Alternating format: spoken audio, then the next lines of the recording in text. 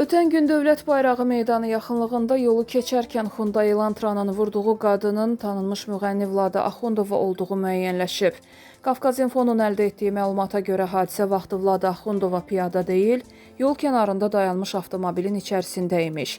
Belə ki, saat 21 radələrində Yeni Salyan yolu 20-nin qarşısında Salyan rayon sakini 2002-ci il təvəllüdlü Seyfullah Yusifoğlu Mehdizadə idarə etdiyi Hyundai Elantra markalı 77 SJ 148 dövlət qeydiyyat nişanlı avtomobillə yolun kənarında dayanmış və Sadiq İsaqova məxsus Toyota markalı 01 CH 477 nömrəli avtomobili arxadan vurub. Nəticədə Sadiq İsaqovun maşınında olan paytaxt sakini 1988-ci il təvəllüdlü Vlada Vladislavovna Axundova hadisə yerində dünyasını dəyişib.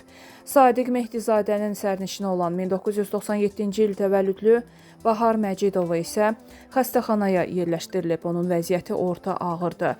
Məlum olub ki, 37 yaşlı Vlada Axundova musiqi sahəsində tanınan ifaçı olub. O, müxtəlif musiqi müsabiqələrində və Səs Azərbaycan yarışmasında iştirak edib.